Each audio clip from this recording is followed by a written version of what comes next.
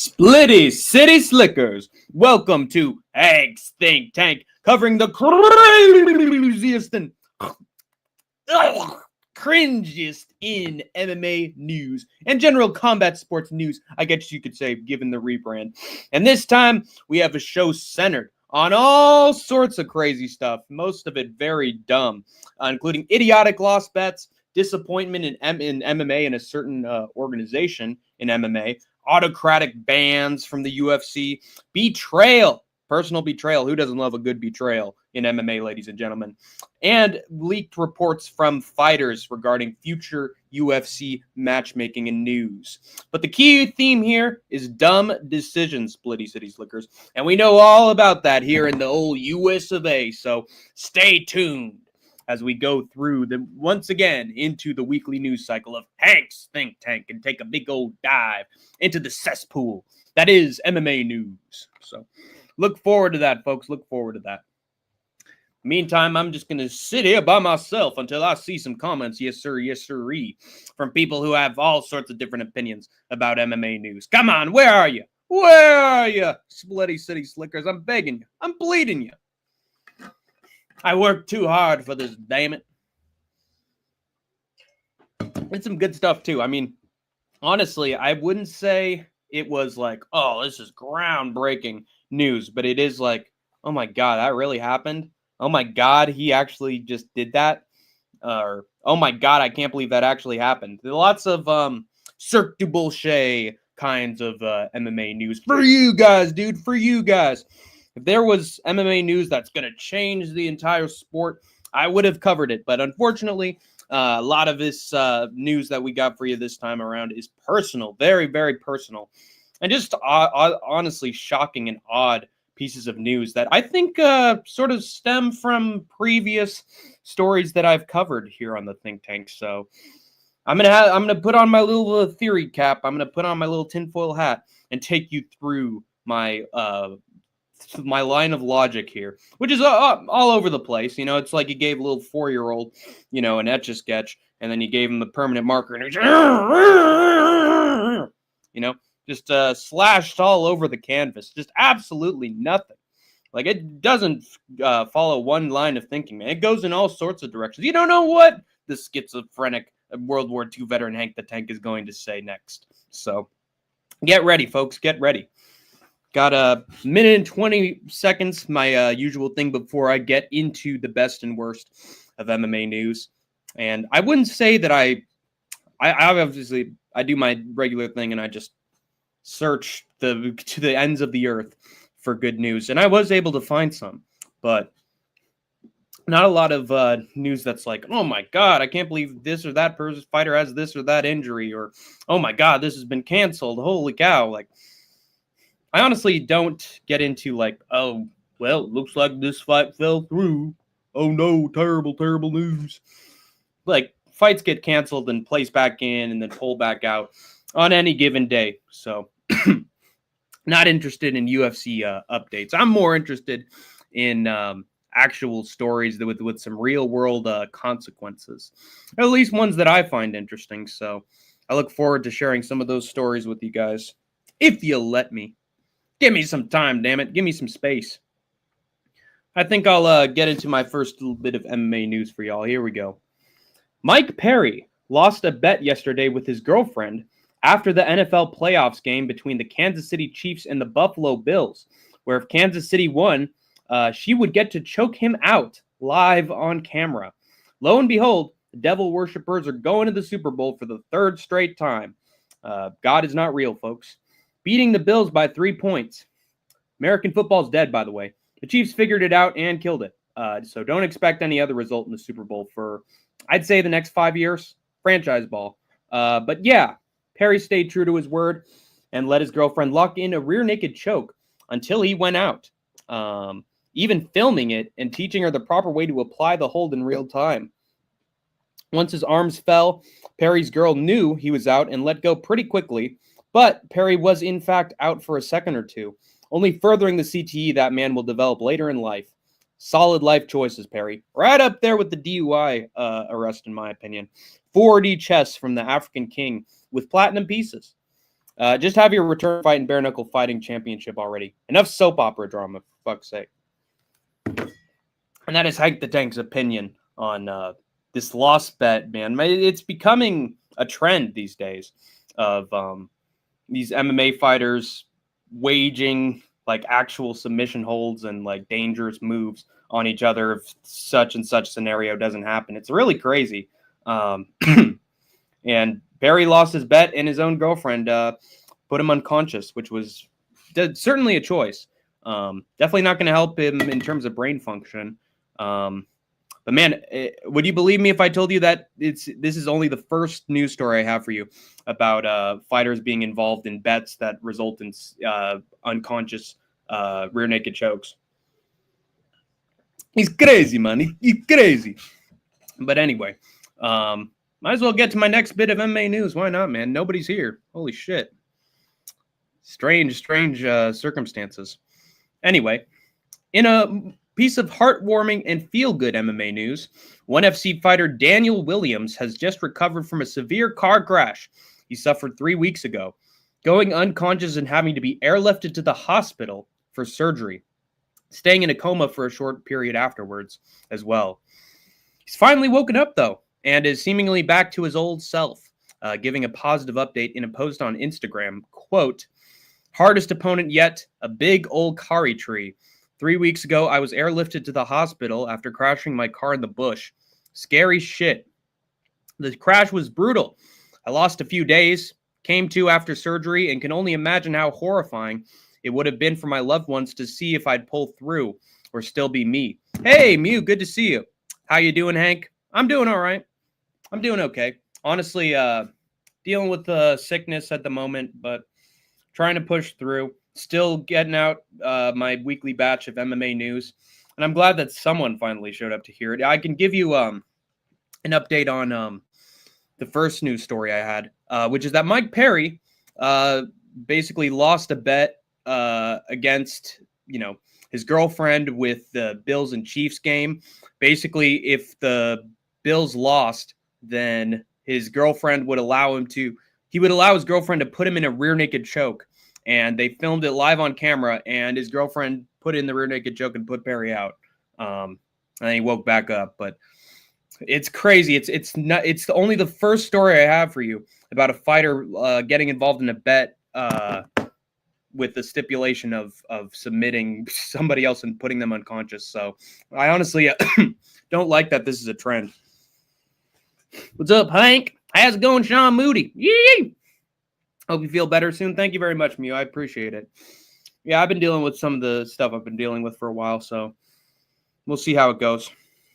I've been watching about aliens from Joe Rogan's podcast today. When is he not talking about aliens, to be honest? That guy loves conspiracies. It's bread and butter of his podcast, and the quality of the guests just keeps getting worse and worse from him, which is very interesting. But yeah. So Perry is allowing his girlfriend to choke him unconscious. That was interesting. And then ONE FC fighter Daniel Williams, he's finally woken up and recovered from a huge car crash he suffered 3 weeks ago. Had to be airlifted to the hospital for surgery after his car hit a tree. Woke up from his coma and seems to be back to his old self, which is good. But anyway, he said, yeah, the crash was brutal. I lost a few days. Came to after surgery, and can only imagine how horrifying it would have been for my loved ones to see if I'd pull through or still be me. I'm super grateful for their constant support. The hospital staff and all involved are absolute legends. From being helicoptered out of the country hospital to landing in WA's only trauma ward, the care I received was next level. The true superheroes working their magic. Honestly, the system we have here in Australia is insane. Saved my life. And I'm beyond thankful, mate. Recovery has been humbling. Relearning to walk, eat, shit, and do the basics after being so fit and healthy has been a trip. Here with cooking with Volk. I'm cooking with gas. That's all right, mate. The pain has been unreal, but so is the gratitude, I guess. It's changed my perspective on a lot of things. I kept it quiet because I wasn't sure what happened and focused on recovering. Unsure of how to process it, but I'm just fortunate and grateful for the support I have. Power to the people on this one. Cheers to resilience, second chances, and feeling better. Fantastic. Shrimp on the barbie. Oh, man, them wildfires, they're getting out of hand, mate. I fucking had to wrestle a kangaroo the other day. Looking forward to Royal Rumble and UFC on Saturday. Yeah, that's going to be good. Oh, man, you're right. Yeah, Royal Rumble's starting on Saturday, dude. I'm going to be side-eyeing Royal Rumble while I'm watching this UFC pay-per-view. But then again, isn't the UFC's fight night happening in the morning? So actually, I got plenty of time to watch the Rumble. Hey, big ups, big ups. It's happening at night, right? It's interesting. Me too, but UFC in my high school basketball game. Nice. But anyway, the moral of this story is Australia's healthcare system is goated, and America should aspire to be like them without all the spiders and bad internet. Just be like the land down under. Women glow and men plunder. Can't you hear the thunder? You better run. You better get a better form of healthcare. Yeah.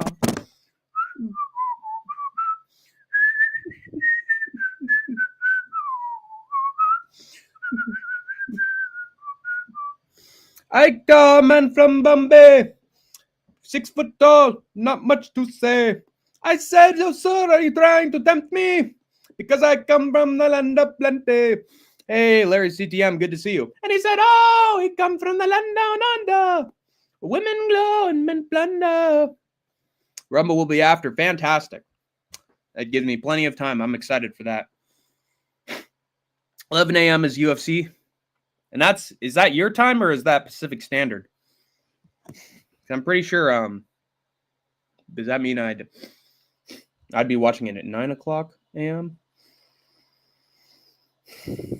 Yeah, 9 a.m. Eastern. Wait, at 9 a.m. Eastern time. Oh, shit. I have to wake up at 6. God help me.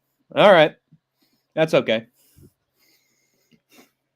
After surgery, I don't have an urge to smoke pot or have any teasing of meth on the brain. Good for you, Sean Moody. You got the high of the anesthesia. The anesthesia overwhelmed the urges for the other drugs. You know, I saw a clip from that documentary series on Jeffrey Dahmer that said that when Jeffrey was under the anesthesia, when he was like a kid, the dad suspected that they used too much or something during an operation, and then Jeffrey was basically never the same after that. So, interesting. But maybe that's a positive change for you this time, Moody. I don't know. Feels like I rebooted my brain. That is fantastic, Moody. So keep me updated, man. I hope you're getting some positive changes. That's why I asked you about because I loaned you some money for the weed, and then you're like, well, yeah, it's all right, dude. It's all right. Maybe you lost the urge.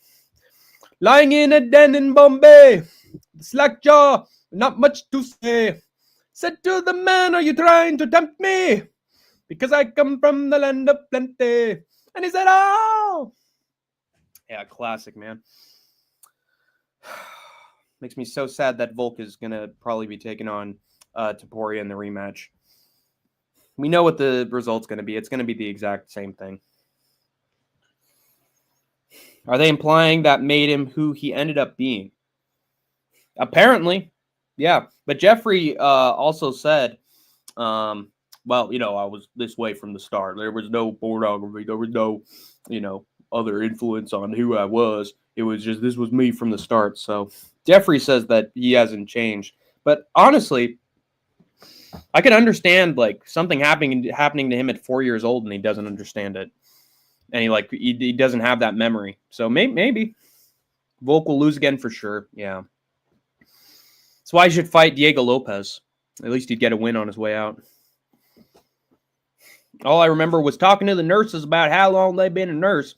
And that was it until I woke up. Then the recovery, on my way to the recovery room. Nice. It seems to be what a lot of patients' experiences are. It's going to be sad to see Volk retire after Taporia chins him again. Yeah. God, that'd be the worst fight for him to retire on, getting slept again. I just don't see a path for him, honestly. I don't see him winning by knockout. He doesn't win by knockout. And Taporia's got a great chin as well, so he'd have to outpoint him and win by decision over 5 rounds, which is just not going to happen with that kind of power. Volk should have never taken that short notice fight with Islam. Yeah, it was all downhill from there. The chin is gone. The chin has gone away. Oh, yes, the chin is gone. Oh, brother. But anyway, let's get to my next big piece of MMA news. GFL hasn't exactly had the best reputation from the MMA community since its draft last Friday. The vast majority of the organization's drafted signings are just old heads with UFC name value but no talent left. And every once in a blue moon, one of the GFL's teams and managers would pick a prospect with actual potential, making the GFL a weekly edition of Fight Circus, with almost nothing but CTE-riddled competitors looking sloppy in the cage and giving each other even more CTE for maybe some insurance and maybe some retirement funds afterwards, if they can even make it that far.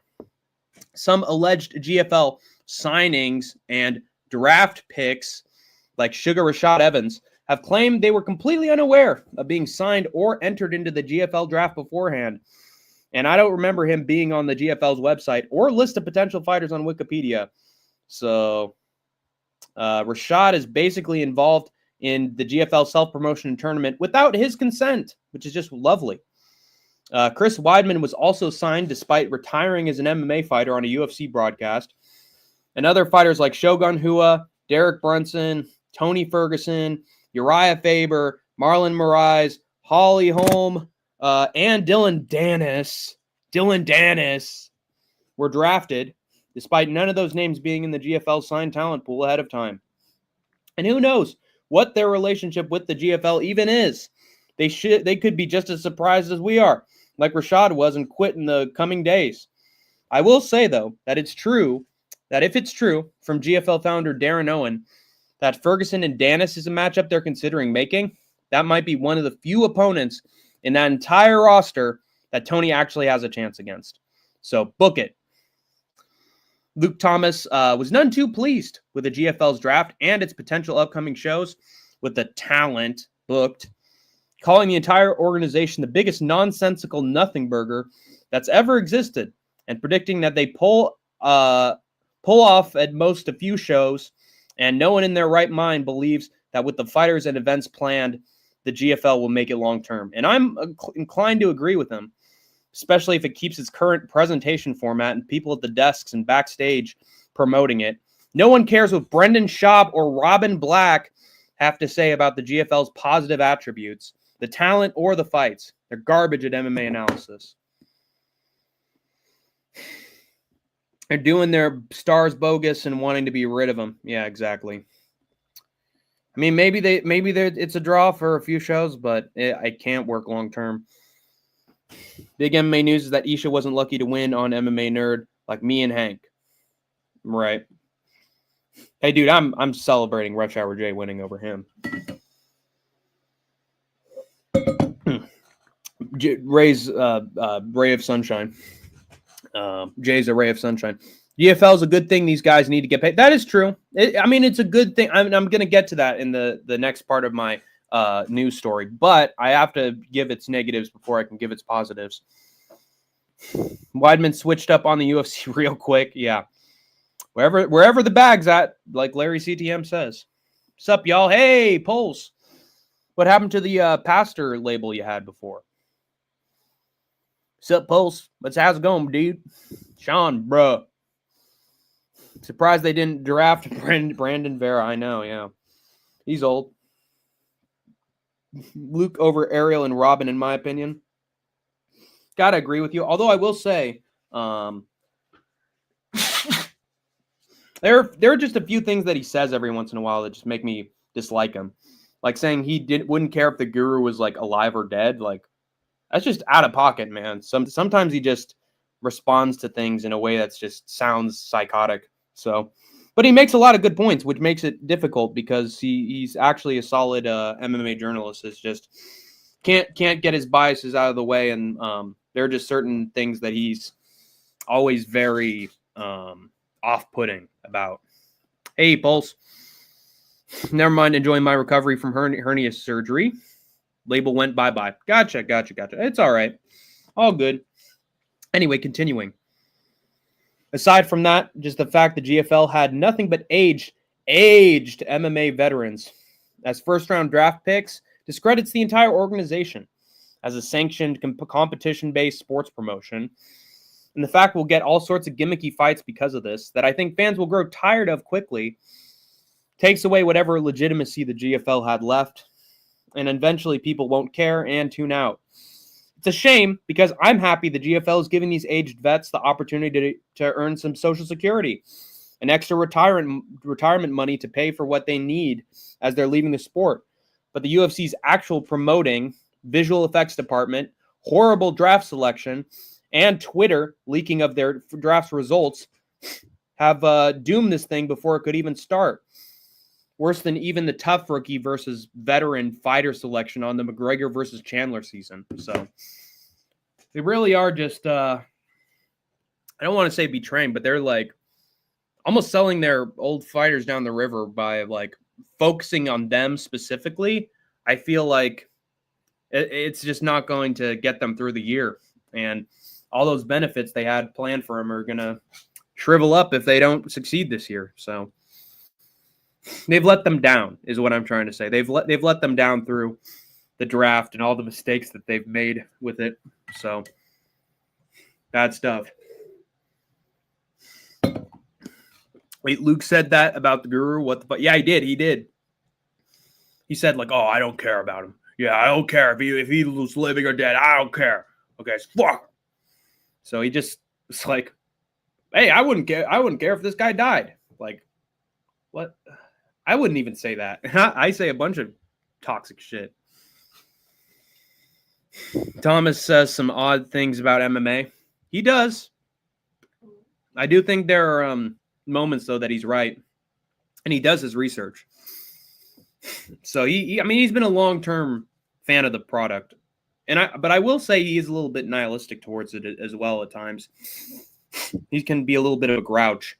But at the same time, when he does like updates and news stories about stuff happening beside the business of the UFC, I think he's usually spot on. So it's difficult. In MMA, everybody's polarizing. Everything is polarizing. You can't have one definitive take on anybody. So it's just hard to tell with Luke Thomas because sometimes he's a great source of information. And other times you just want to freaking strangle him. You believe that the drones over New Jersey were ours and hobbyists? And lobbyists? I think they could have been. I think they easily could have been. Especially with some of the backstage deals that are happening with the Republican Party. He seems like a smart person just in general. Yeah. But that's the thing, man. A lot of people have the presentation of a very smart person, but when you actually listen long enough to what they're saying, like you recognize the bias and the potential oversights that in the stories that they give. So Luke Thomas may sound smart, and in some cases he is. That doesn't mean that he's always smart. He has very bad takes as well. Giuliano impression discussing the upcoming GFL season with Robin Black. Yo, this where Robin Black. Well, Robin. What I'm trying to say, dude, is that the GFL, it isn't gonna even last a month. Like, what? Do I even get to bet on this? Do I get to do my round robins on this? What's going on here? Giuliano, when you bet on GFL, you will get big profits for whatever you put your money into. I'm a new Giuliano the Greek. I'll give you your betting fights, and you could just sit there and lap it up and listen to me, because I know more about bets and I know more about the sport of MMA than you, Giuliano. So you better trust my bets, boy, and go sit in the corner. Yo, is out of pocket. What? That? No. I mean, what the fuck? Fucking Robin Black. Robin, settle down. Tell me about your childhood. How'd your childhood go, Robin? How'd you even end up in this place? What? I mean, I have naturally black hair, but you're just artificially colored. What's going on there? Giuliano, I got to get back to work. So I'm going to keep promoting this thing, this Titanic, until it sinks to the bottom of the ocean. But I appreciate you coming on the show. This is worse than my time on MMA Clown Show. Word. I say aliens. Aliens, rubber. Hobbyists. Okay. Watch the episode of Joe Rogan and listen to these guys' stories about their encounters with aliens. It's making sense to me. I mean, there are unidentified flying objects out there. But are those aliens? I highly, highly doubt it, because we've had theories about aliens since the 1930s and 40s and never ended up affecting us. Sort of like, Jesus is going to come back on the seventh day. And then we're all going to get healed in the world waiting for his return. Waiting for those aliens to appear, man, and they just never do. Word, Larry, word. Yo. All right. Let's get to my next big news story. How about it? Oh, Bo. Here we are again, with you, Bo Nickel, in the defendant's chair, and me being the prosecutor. Apparently, Bo Nickel brazenly, without a hint of restraint, spilled the beans on Ilya Toporia's next fight, revealing on his Nickels and Dimes podcast, funny name, that he's fighting Alexander Volkanovski in a rematch for the featherweight title in April at UFC 314, doubling down by saying that he knew for a fact that it was happening, even though it hasn't been officially announced yet. When a bunch of accounts on Twitter relayed this shock announcement, Bo showed zero regret or realization of what he'd done, joking that he was happy to be the new official fight announcer for the UFC, taking at least one step back and reiterating that the fight isn't official, guys, and therefore me potentially spoiling the date and competitors in the next featherweight title fight is totally okay. People replying to the shocking on-air reveal weren't mad at Bo for some reason, but I sure am, because if he wasn't fighting for the UFC, he'd be out of the company, just like Ariel Helwani was for revealing a potential pay-per-view headliner for the UFC in the next couple months without Dana's permission. He literally did the exact same shit as Helwani, and nobody bats an eye. I guess since it was either Topuria versus Volk or Volk versus Lopez, wasn't that big a deal to reveal it, I guess. And that's still confidential information that fighters should not be spilling just because they think they can. I think I can. Also, apparently Bo and Ilya share a coach, so he was like, oh, yeah, I could just talk about my friends. It doesn't have to be confidential because we're buddies, because we're linked up, so I can say what I want about him. It's just so stupid, man. I think this is unprofessional and reckless, plain and simple, just like pretty much everything Bo Nickel's yapping about these days. Fans have thoughts on the potential rematch, some saying Volk will give Ilya a tougher fight the second time around, others saying it's just like bringing a lamb to slaughter, wanting an easier matchup for Volkanovski instead. Good Noodle is the GOAT. That's right, yeah. And he told Juliano to say that the Good Noodle's viewer numbers surpass Hank, so, you know. Hi, Hank. I'm listening. Hello, Amberly Rose. Hello, Sean. We should do an experiment on people and see why sometimes after surgery, people's brains change their reactors and feel like they never did drugs before. Well, it definitely has to do with the anesthetics, but there could be like changes on the body and brain during surgery that are unintended as well. I like the path that Moody's going down with this. Hey there, Amberly, how's it going, baby? Nichols' attitude has made me dislike him. Me too. Dude's just delusional. He's going to be... Yeah, Dana will remember that for later. Yeah, instead of the podcast being called Nickels and Dimes, that's what Bo Nickel's going to be making on the street, is Nickels and Dimes, after he's gone from the UFC. He gets like a nightmare matchup, you know?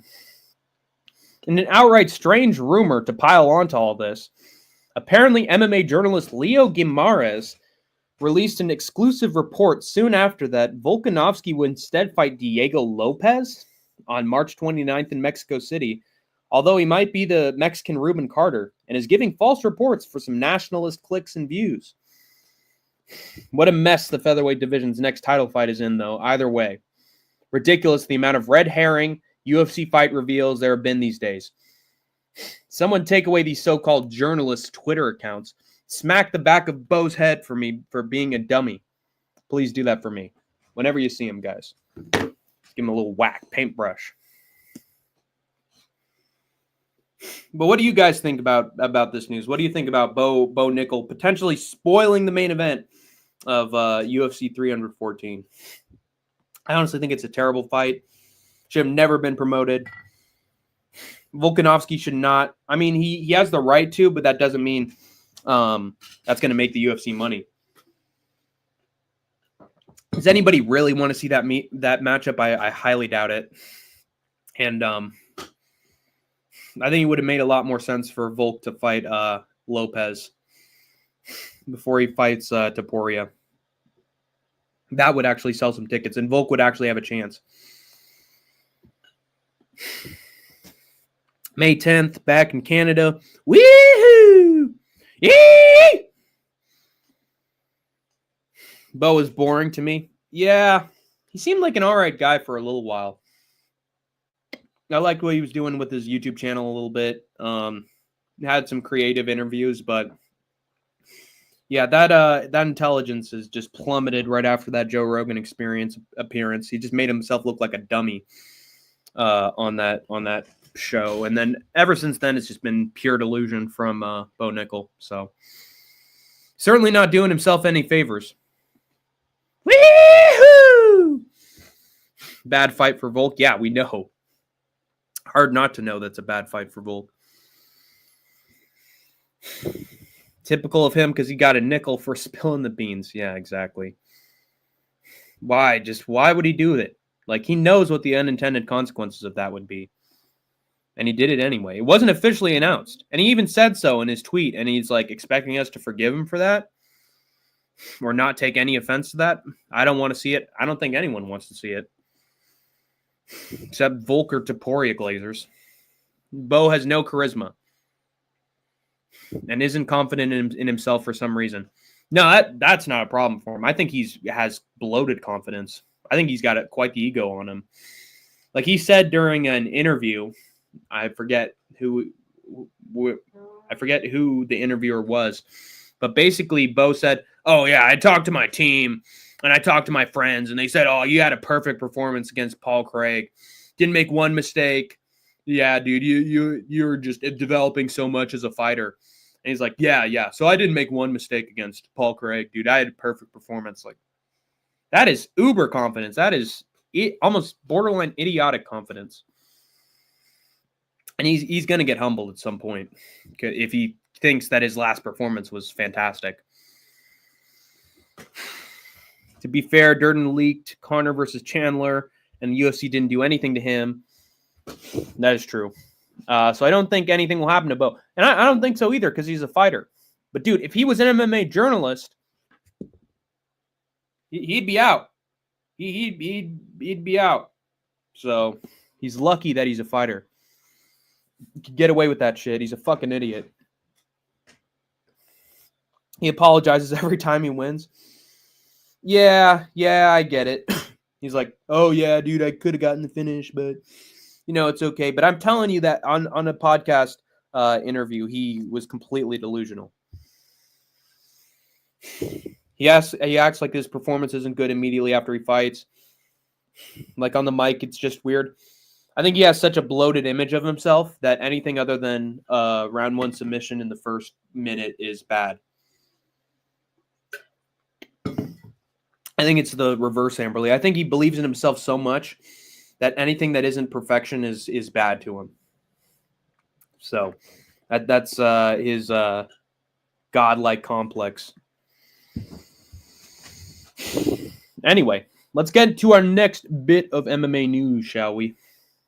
Speaking of MMA, the MMA Guru has apparently been banned from paying for or using UFC Fight Pass, the UFC's go-to streaming service for watching its own original content and fight cards, along with its library of fights from combat sports organizations the UFC absorbed, as well as live events from other MMA promotions in connection with them. Guru made his frustrations with this ban very clear on Twitter, stating, "Okay, Dana White, listen, yeah. Unban me from Fight Pass, you fat bald fuck." I would have gone with Uncle Fester, personally, But his justified grievance with this shocking decision still stands. It seems strange that he would be shut out from the app entirely. And people responding to his post on Twitter thought the same thing. But the ban may be applying to his presence in UFC content on Fight Pass. But no, Guru revealed on a live stream recently that his actual account on Fight Pass got banned. And he had to start a new one. This was clearly a deliberate decision by the UFC. How far it goes up to the top, we may never know. Although there is some speculation by the MMA community that Nina Drama pulled some strings and talked to some of the UFC's higher-ups and convinced them to ban him. This could also just be the definitive final chapter of the UFC's relationship with the Guru, starting with their use of his footage for their countdown videos, and then immediately cutting public ties and all future communications after the John Jones is gay video, to finally extinguishing any link between him and the company for good, even if it means financially, if it financially benefits them, corrupt bastards.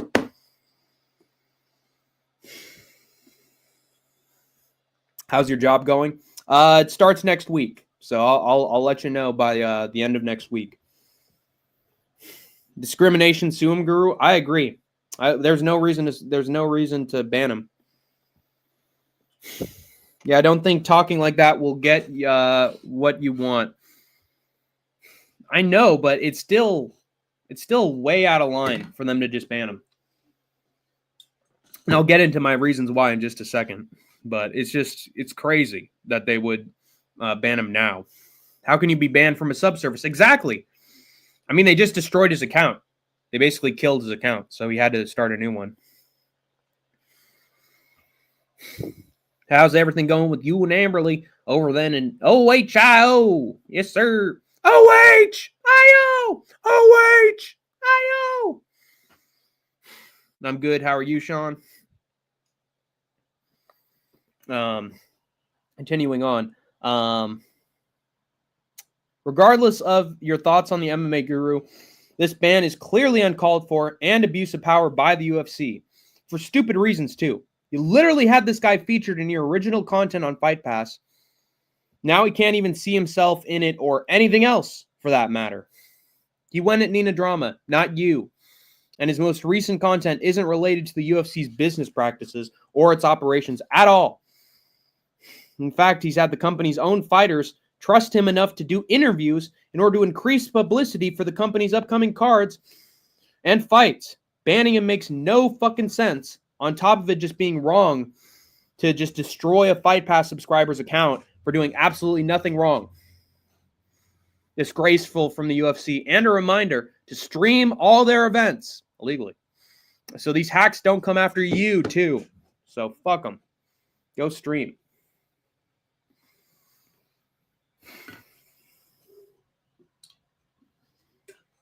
Yeah, it's not cool.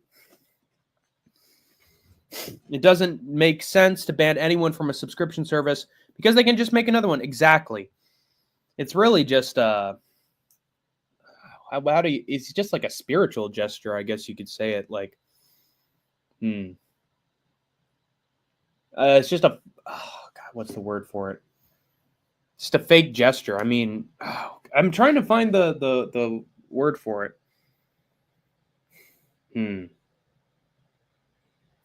I mean, it's just a gesture of power. It's a mask.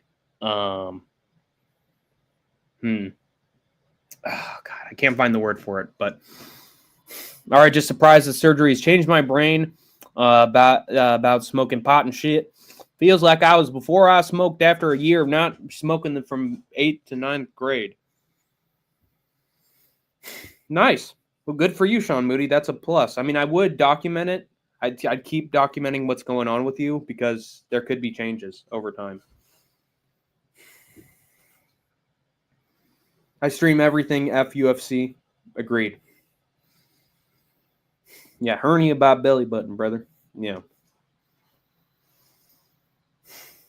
I mean, it's I'm still on this shit because I'm super obsessed with it. An assertion of power.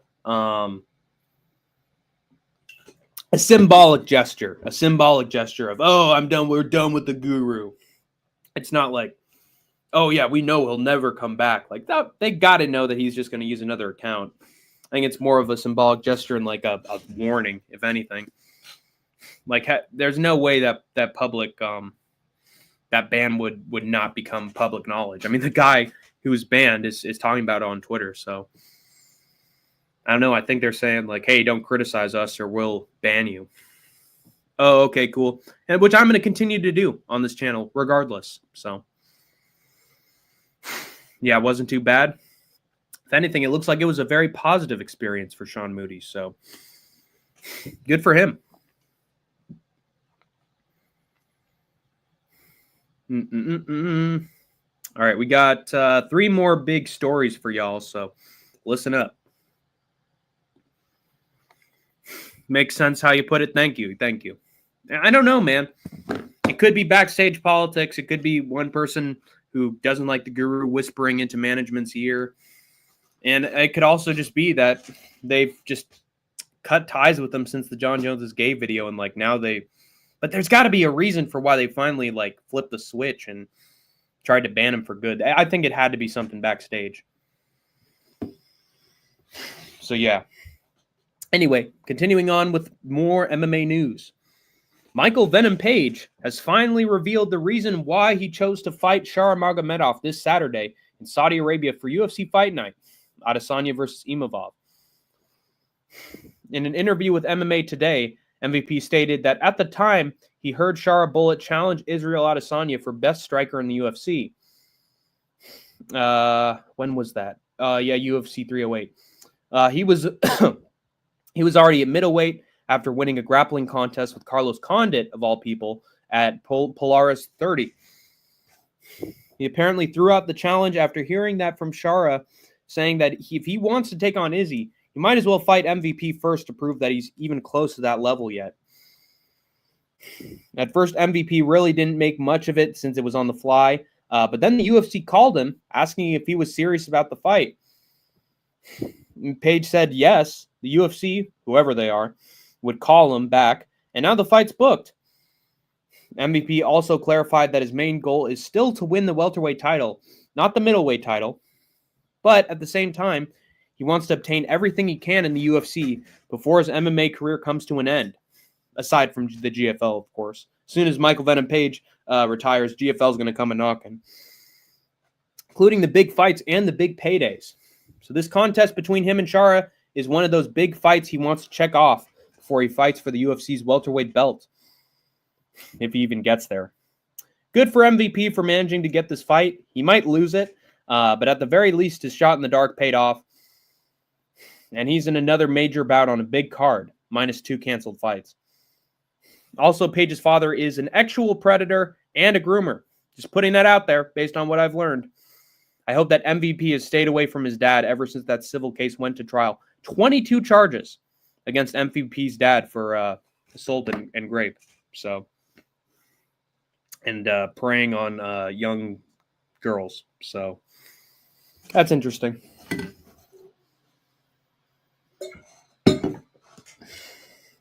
Because he's a Muslim now, Berber. Yeah. Who, MVP? Oh yeah, that's right. Yeah.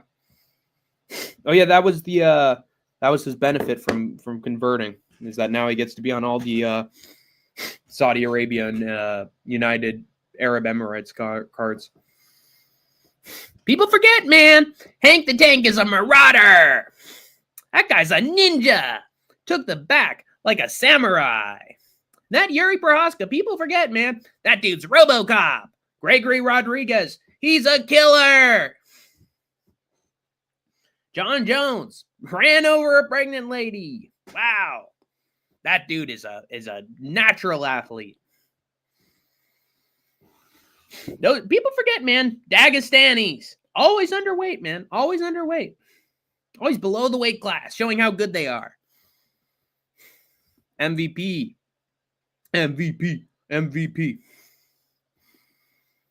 Lil Chris. Yeah. Oh, yeah, club.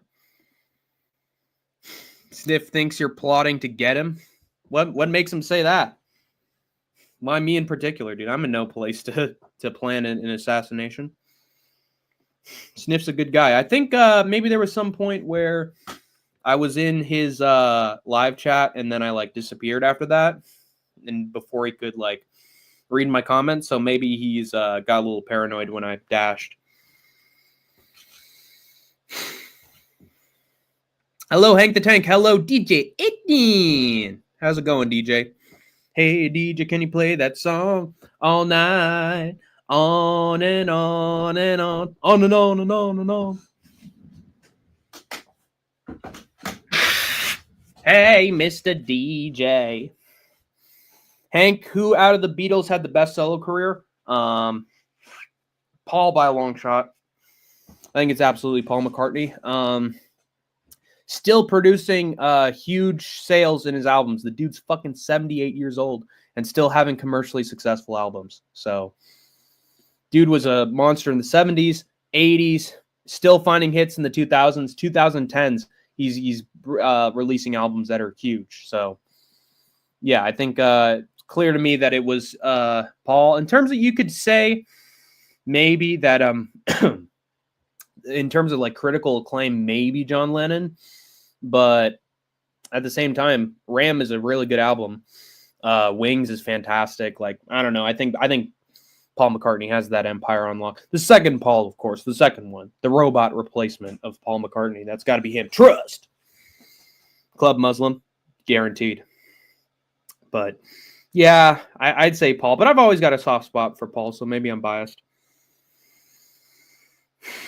Which MVP, the UFC guy or the wrestler? The UFC guy. Yeah, the welterweight. Although MVP is, I think he's in AEW at the moment with the Hurt Syndicate. So that dude's living his best life. Sniff be paranoid sometimes? Yeah, you think? Have you watched any of his live streams? The dude has like theories for everything. And so do the people in his chat. It's a scary place sometimes when live chats are solely dedicated to conspiracies. I told him not to worry about you. You're harmless. Why would Sniff have a problem with me, dude? I told him that I'd have a Dusty Rhodes membership emoji for him in the future. Like, he's clearly a good friend of mine.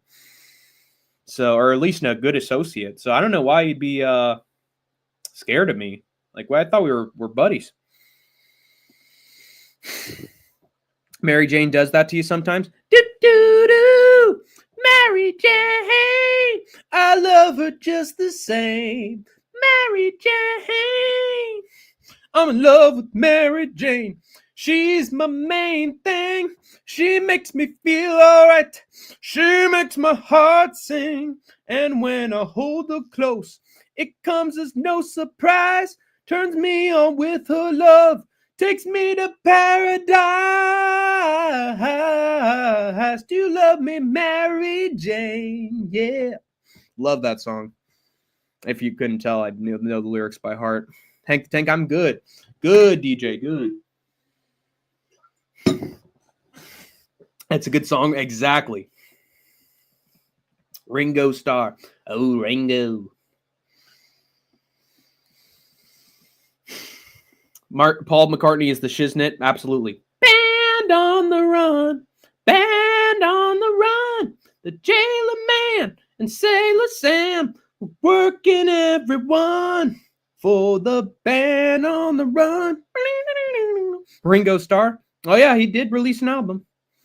He can play the piano as well as the drums. I think he made some song called like Star or Superstar that was a big hit. Little Ringo with his new country album. Is that seriously true? What's the name of that last Beatles song they released? I thought it was I thought it wasn't that great. What was the name of that? What music genre do you listen to most? Probably art pop, art rock, rap, as well as all the emo music in the 1980s. That's just shit's just the best. Goth music from the fucking Cure and the Smiths. Dude, nothing better. Yep, he's tearing it up with the AEW and the Hurt Business, brother. Yee! Yeah, I say Paul. Also, he is my favorite. Man on the Run is a goated song. Damn right. Conspiracies are fun. Yeah, they are, but if you keep on believing them and you keep on going down the rabbit hole, they start to not become so fun and they start to become dead serious. And then the conspiracies guide your actions, and then it's really not fun. Watch out, mosques and public spaces. Y'all are good. He just overthinks. Yeah. I know. Yeah, I like Sniff. But John and George go neck and neck with their good solo careers. Yeah. Man, that's a good point. I love John Lennon's version of Mother, you left me when I was born. Ah. I love that song. But then George's whole album, dude. All Things Must Pass, or This Too Shall Pass, whatever it was called. That's a fantastic one too. That feels like prime Beatles. Imagine such a good song. God, man. Then again, George found success in the 80s, so I think George takes it by an inch, unfortunately. Also, I'm not a fan of the How Can You Sleep solo diss track. I think that was sort of out of line. In fact, he had to bring in George as well to do it. Like, come on, man. Paul fucking loved you. Ooh, I mean, he brought his fucking kid into the studio. I mean, like, that's like a tight fucking brotherhood right there, and it just like got tossed out a window. When it was Paul who was keeping the Beatles together for years. Yes, there I like when Jesse Ventura has his conspiracy show. Now, Jesse Ventura, he can have his conspiracy theories every once in a while, because he's actually a pretty solid politician. But at the same time, you can't trust everything that guy says because he's also a complete narcissist. Dude just rambles. Sort of like me, honestly. And guess what? I gave Chris Gray a shout out on my radio show today. Hank the Tank and Paradox of Chad, Giuliano, and Sniff. Thank you. Thank you, DJ Aiden Superfan. Appreciate it. I listen to everything. Yeah, that's what I do too. There is no specific. Honestly, that question of what music genre is your favorite is starting to sort of become out of date, because it seems to me like everybody's listening to everything these days, especially with music streaming services like Spotify and all the SoundCloud, all those places. Feels like most listeners and musicians are just fans of everything. So honestly, I think we might enter an age where genres aren't really a thing. Cheers, DJ 18. So Hank, do you play any instruments? I did play the piano for a while. And eventually I got to advanced courses, but went on to college, stopped. I tried to play individual pieces, but it was just hard for me. And eventually my family had to move the piano, so haven't had a lot of experience since then, but I did play the piano for a while and did play at recitals. Mind games forever. Boo doo doo. Boo doo doo. Hello. Oh God. Clown Show promoter. Isn't it Clown Unwound? Clown Show CSP sends his regards. Okay, man.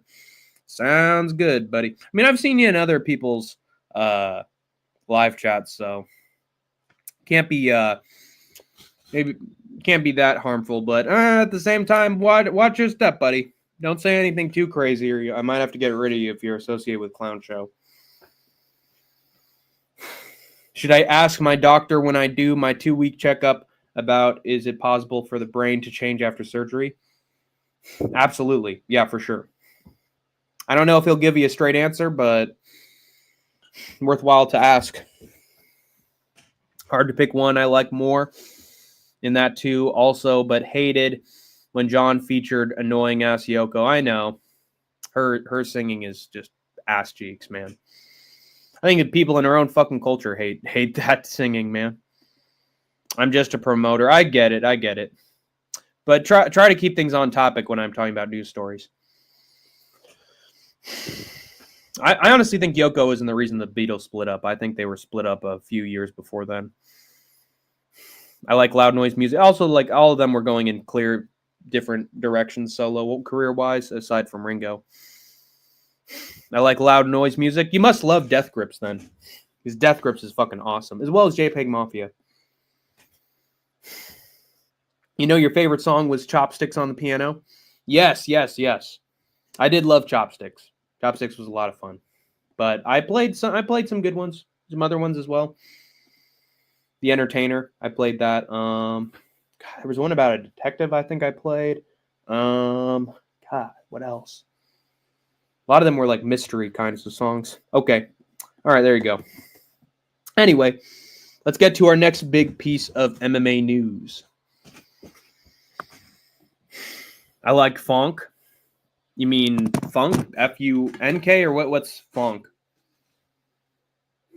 Is that a photographic bonk? Never heard of that. We want the funk. Gotta have that funk. Tell them we need the funk. Gotta have that funk. Anyway, next piece of MMA news. Funk Beta, wow.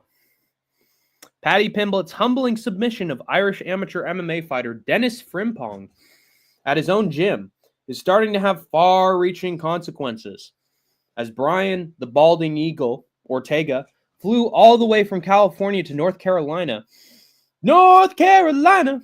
to choke out some random Fortnite gamer because he was talking shit to T-City while they were playing and lost a bet in the game. Here comes another bet, guys. With Ortega, with the stipulation that Brian would fly all the way out to wherever the young man was and choke him out. He said no one was harmed in the making of this video, but you cut off the kid's breathing and shut his brain off.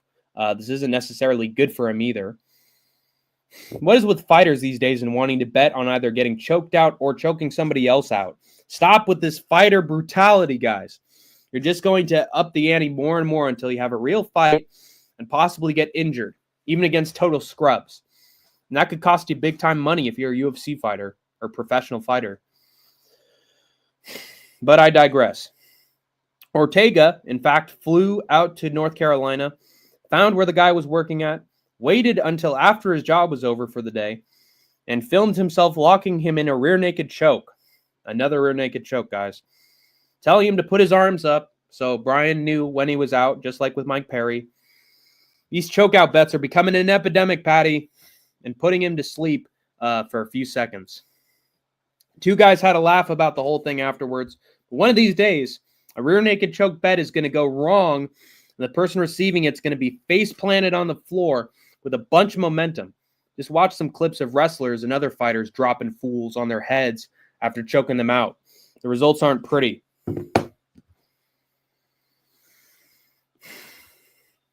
So yeah, what do you think of yet another bet gone wrong with another chokeout from Brian Ortega on some random fucking Fortnite gamer? What a waste of time and human life, man.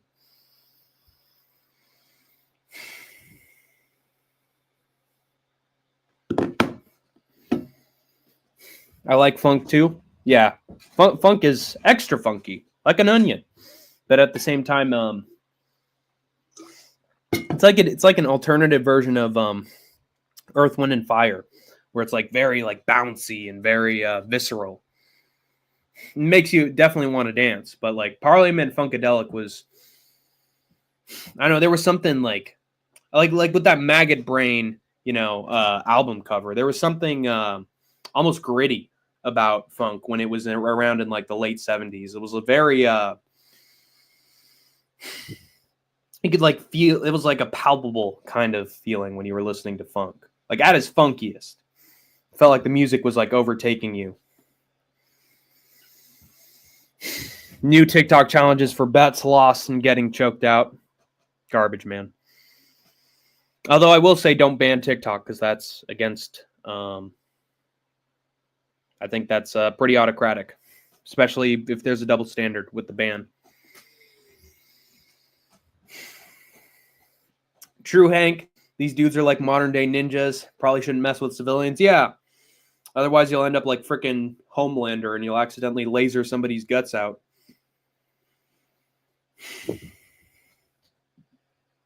I get it. You know, it's all in good fun. But again, it's all in good fun until it's not. Fighters not only get fines, they have to do fucking anti-bullying PSAs, have to deal with the fucking commission when they're in the arena, have to sometimes get fucking suspended. Like, you just shouldn't mess around with the normal folks. Like, you got to have your friends, of course, that are normal people, but like, just taking the bait from people online or in the arena is just fucking childish shit. But then again, the fighters are fucking childish people. So what do you expect from them? Can you do any long-term damage being choked out? There aren't studies that have proved it yet. I've checked. I actually checked that today or the day before that. And there's no evidence yet linking CTE to being in a rear naked choke. But I mean, you can't assume that it's that great that when the fucking brainstem and the brain and your entire like memory bank and the thing that's keeping you going gets completely shut off in an instant. Like, it's got to have some effect on like your, at the very least, like your sleep cycle or whether your brain's awake or asleep. Like, I think it probably messes with your what's the word for that? It's a certain cycle.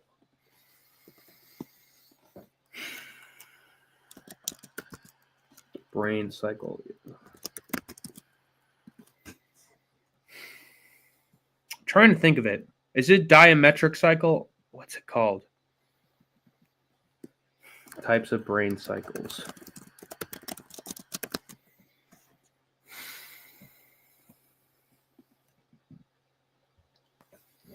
Oh yeah, your circadian rhythms. I think it I don't know if it does, but I think it could mess with your circadian rhythms for sure. If you get like, you know, pass out at 12 o'clock, that can't be great. Funk came after the disco era. Yeah. And that's why I think it's sort of like a rejection of disco in a way, because disco was all about bright lights, happy vibes, optimism. We're all, you know, the world outside's cold, but in here it's just all about boogieing and dancing in its own little private wonderland.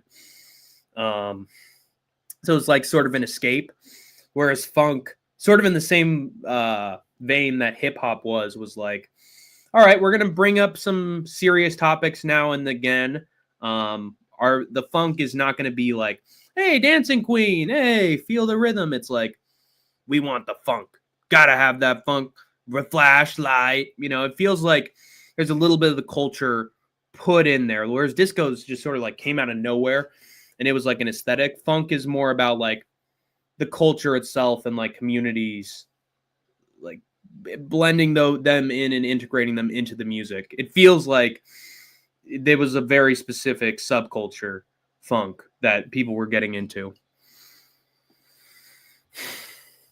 I think there was something nasty to funk as well, and that I think makes it more serious than disco, less flashy. Hank the Tank, can you please DM my radio show to Sniff, please? I'll let him know when I see him for sure. They were shaking their groove thing, yeah, for sure. But I think funk was also way more steamy and sexy, and again, like I said, visceral. There was something to it that was just more like adult than disco, I think. Like when you're like 7 or 8 years old, you love ABBA, you love the Bee Gees. But then once you get to a certain age, like 18, 19, 20, then Parliament Funkadelic starts to come into your life, you know? And then it's like, oh yeah, this is grimy, this is funky, you know? You don't feel that kind of funk when you're a kid. Like the funk is about, you know, adult subject matter, whereas like disco is like, everybody loves disco. No, not everybody loves disco. In fact, people rejected disco in the late 70s, early 80s, and like to the point where it was almost like heresy to play disco during the 1980s. It was completely rejected, torn to bits. Like there were arena shows and sports shows that were like I think there was one event specifically that was like Death to Disco or something like that. But it was rejected by the country at one point in time. And that's where I think funk and rap really started to emerge. True. I rambled a bunch for that, so I'm sorry if there were things that flew over the radar, but sometimes there are certain topics I love to ramble on. But let's get into Hank the Tank's last big piece of MMA news. Maybe I should do a little recap before I get to this final news story. Mike Perry allowed himself to get choked out with a lost bet. Daniel Williams, ONE FC fighter, is okay. He has survived his terrible car crash. The GFL is in a terrible place right now. Nobody gives a shit about them, and for good reason. Bo Nickel leaked the potential main event for UFC 3014 like an idiot and should have consequences for it, but won't. MMA Guru was banned from Fight Pass in a honestly totalitarian decision by the UFC, likely guided by backstage politics.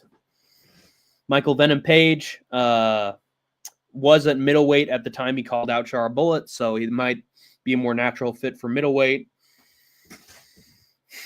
And Brian Ortega choked out Fortnite gamer. Fuck's sake. You know, the thing about the Eagle is when you get them involved in the rear naked choke, sometimes their neck just grows back afterwards. I'm glad you asked. Because when you get a guy in the rear naked choke and they go to sleep, there's a rebirth. Like Jesus Christ himself came back from the grave. You're fine. It's just my bedtime. Oh, okay. I'll get to this final news story. Here we go. Finally, it looks like Conor McGregor was the snake in the grass, yeah? All along. As once again, he has betrayed and insulted a fighter who he was once buddy-buddy with on social media. Following the release of behind-the-scenes footage showing number one PFL lightweight contender Paul Hughes give respect to Usman Nurmagomedov and say he's not like the other guy, despite his portrayal by MMA media as such. Well, let me say that one more time. Paul Hughes gave respect to Usman Nurmagomedov after their fight and said, "I'm not like the other guy," referring to Conor McGregor, despite how much the MMA media wanted to, produce tension between them. Conor McGregor was none too pleased with these comments from Hughes, writing on Twitter that Paul's damn right that he's not Conor McGregor, calling him a bootlicker. At least that's the PG version compared to him, implying he has his face up against a certain end of the body, a certain evacuation chute.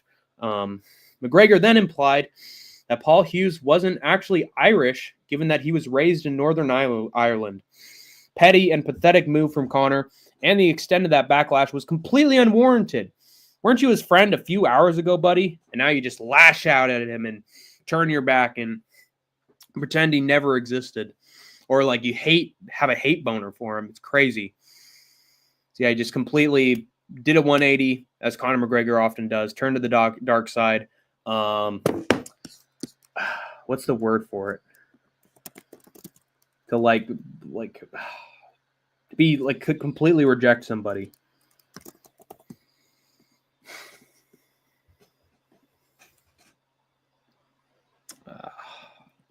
Ostracize him. Completely dismiss him. Yeah, just completely dismissed him out of the blue right after that clip. So fucking rotten to call him not Irish for being from Northern Ireland. Paul Hughes wasn't about to just take this slander, despite both men's history, saying that he paid homage to Conor at every opportunity. The fact McGregor was questioning his Irish identity showed where his head was at. Khabib, of course, entered the fray as well, coming to Hughes' defense and calling him a real Irishman, unlike that rapist/drug addict. Ouch. Conor getting rightfully smacked all over the place. Hey, I might just try it now. At least Paul Hughes didn't tap like chicken to a Nurmagomedov and went the full 25 minutes. It's the closest an Irishman will ever come to beating a Nurmagomedov, that's for sure. So yeah, Conor's an asshole with no actual friends that he hasn't ran off yet. What a sad everyday existence he leads. Fortnite is lame, and I have no interest in playing it. Same thing with me. I played it on like an app once, and I was just like sick of it immediately. Thought it was very boring. DJ Aiden, chill, bro. Hank's got you. Exactly. McGregor is a joke, and Hughes has humility and sportsmanship. Exactly. And that's the big difference. I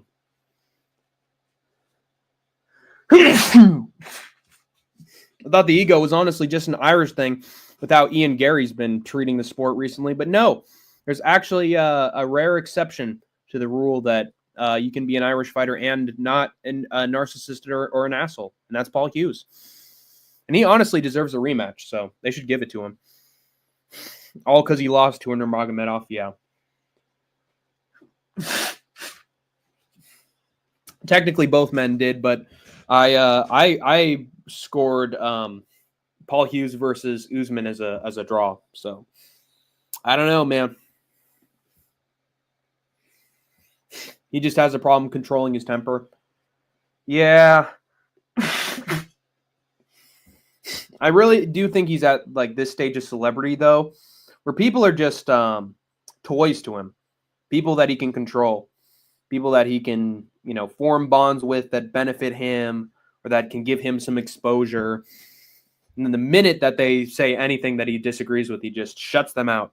Did the same thing with Sean O'Malley, man. Like, you can't trust him. You can't trust Conor to be an ally or a friend. Like I said, reading off the story, he's like basically dispelled anyone he was previously friends with from his life. So he's an erratic control freak. He'll take the next piece of ass coming his way, basically. Conor should stop talking. He's a graper. Nobody should listen to this clown. That is absolutely true. And definitely don't vote for him for president of fucking Ireland, you idiots. What's up? Hey, how's it going, chummy boy? Oh, man, you came too late, man. I'm just ending the news cycle, although I can say, again, quick summary. I'm sorry, guys. I'm doing this for chummy. Mike Perry got choked out by his girlfriend. Daniel Williams recovered from a terrible car crash. GFL, reputation is in the toilet, and for good reason. Bo Nichols spoiled the main event of UFC 314 as I won't spoil it, so that you could be surprised. But he basically spoiled the main event of UFC 314. The MMA Guru was banned from UFC Fight Pass for undisclosed reasons. There could be some politics behind it. Michael Venom Page was a middleweight at the time he called out Chara Bullet, so he might be in better shape come Saturday than people think. Brian Ortega choked out a Fortnite gamer, and now Paul Hughes is dead to Conor McGregor as soon as he says anything Conor doesn't like. So there you go. Conor is mad because he wasn't the best fighter ever in the UFC. Nope. Not even top 10 anymore. He does have a lot going on. High stress level. He needs to relax. Yeah, but not through affairs with other women or drugs. I had it a draw as well. A very entertaining fight. And Hughes' stock is still on the rise. I agree. That's why they should do the rematch. He's too competitive. Yeah. Also, I think he's got an ego on him. Honestly, it's very an artificial ego as well. People forget, man, that I'm an old man as my kids turned 16 on the 5th of February. Hey, that's great. Good for you, Sean Moody. Hope you keep in contact with your kids. My favorite show. Oh, yeah, but Moody, he said it. Kobe's a little late to the party. I'm already an hour and 15 minutes in. I hope that you listen to my summary of events. Basically, bunch of stupid bets related to, if you lose this, I get to choke you out or you get to choke me out. Stupid shit. A big recovery for a fighter that was critically injured for 3 weeks after a car crash. MVP is in middleweight shape. What else? GFL is getting buried by the media, and honestly, for good reason. MMA Guru was banned from Fight Pass, and there was some politics behind it, I think. And Conor McGregor went off on Paul Hughes for, honestly, very limited reasons. He is a high-level athlete and really should be competing, or at least training at a high level to relieve the tension for real. Yeah, but then he'll just pull out of a fight because, oh, my toe's injured. Oh, I can't fight. This jobber, American jobber, Michael Chandler now. I have to be in perfect shape. Oh, I have to make sure my nails are done before the fight, you know? Whereas Alex Pereira breaks 2 of his toes and still fights and wins and by a head kick knockout. He needs to get off the drugs. Yeah, and off all the other debauchery he involves himself in. Kobe, you're late, Berber. Yee. I'm sorry. It's all right. Don't worry about it. He would be destroyed if he ever fought anyone in the top 10. He would. Yep. As soon as the fighter got some leg kicks off on him, he'd crumple. He's at least smart enough to know that, which is why he won't fight again. Right. He'll just pretend that he's fighting over and over again. He needs more exercise and less chemicals. Probably on steroids, to be honest. I think that's one of the reasons why USADA all of a sudden just left the building. As soon as Conor starts looking really good and in shape, that's when USADA's out the door, you know? I'm sorry, so sorry, blah, blah, blah, the rest of the words. You know what I'm fucking saying. Yeah. But yeah, I got 3 more minutes and then I'm probably going to head out. But thank you, everybody, for tuning into the Think Tank. I hope you liked some of the stories I was able to compile for you. Are there any other topics you want to discuss that came up recently in the world of MMA that you want Hank the Tank to give his take about? Good stream, Hank. Thank you very much, Mew. Also, I think he's probably addicted to others. Yeah, exactly. Sex, drugs, and rock and roll. It's tough shit, man. Ever since Khabib and Poirier both just fucking broke him.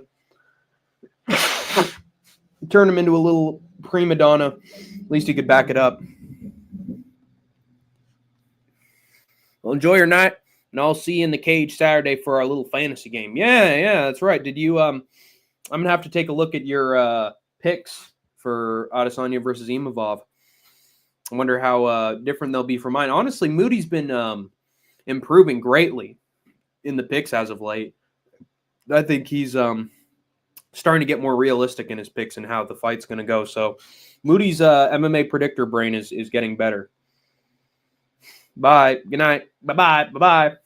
Goodbye, Hank. All right. Catch you later, clown show promoter. It's not MMA, but can you give quick Royal Rumble predictions? Oh, shit. That's a good question. Let me look at the card. Boom, boom, boom, boom. Thank you for that question. It'll actually allow me to be more passionate about it.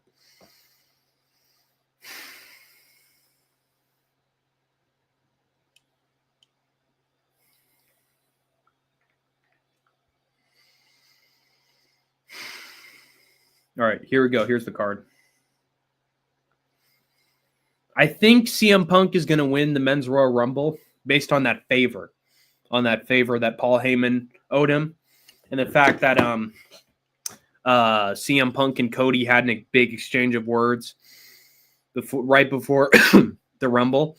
I think that favor is going to come into play, and that's what's going to win CM Punk the match. And that'll be a good match. I don't think Cena's going to win. I think he's going to have to take the long road. He is going to be competing at Elimination Chamber. That's been affirmed. That's been confirmed. So I think Cena's going to lose the Rumble. Everyone's going to be sad about it, and then Cena's going to win his title shot against Gunther at the Elimination Chamber. Women's Royal Rumble match, shit. God, who should win that? Oh my God, Charlotte's going to be there? Damn. That's a tough one. Because who's the freaking Raw champion right now? I know that Tiffany Stratton is the SmackDown Women's Champion. Why? They're up there now, and Holland versus Gunnar Nelson is the end of Holland. Yeah. At least that's the meme. CM Punk, yeah, Gunnar Nelson would destroy Kevin Holland. Who's the Raw Women's Champion? Or is it just one belt? Oh, it's just one. It's unified. Wait. No, there's a women's world champion, and it's Rhea. So I think, oh God, I don't think Charlotte should win. I don't think she's going to win. Maybe Jade Cargill. Maybe. God, who else? Honestly, the women's Royal Rumble match has not been booked that well at all. So I don't know who the fuck's going to win. I'm going to say Jade Cargill just for fun.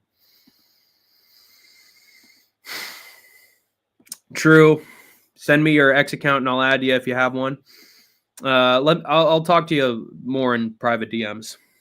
R-Truth will win the women's Rumble this year. Yeah. He's going to grab the briefcase at the top of the ladder as well. Oh, no, he's going to grab Cody and Kevin's titles climbing up the ladder. So brilliant from R-Truth. He's finally going to be a champion. Rhea beat Liv Morgan. Yeah. Does anyone really care who's going to fight Tiffany Stratton? I think it's going to be probably Jade Cargill. Cody versus Kevin. I think Cody's going to win. I just don't think they're going to swerve us with a title change in February. DIY versus Motor City Machine Guns, 2 out of 3 falls match. Probably going to take the Motor City Machine Guns there. And that's pretty much it. So yeah, there you go. It's going to be a fun card for sure. I love they have a 2 out of 3 falls match between DIY and Motor City Machine Guns. That's going to be a fucking banger of a fight. Can't wait for that. I think that's it, man. I think that's all I got for you guys. Cody, easy. They won't take it off Cody until Mania, exactly. But yeah, I think I'm gonna hit the road, Jack. And what the hell? Yo, the sign is real simple, B. It says wrap it up. Wrap that shit up, B. I don't think that's a good idea. Man, you want some too? You better wrap it up. You better wrap that gavel up, B. I'm gonna wrap it up, and you have escaped the concrete jungle for now. We want the funk. Gotta have that funk. Saying we need the funk. Hey, gotta have that funk. Flashlight. Neon light. And when that caterpillar goes into the cocoon and finds himself a huge butterfly with wings to pimp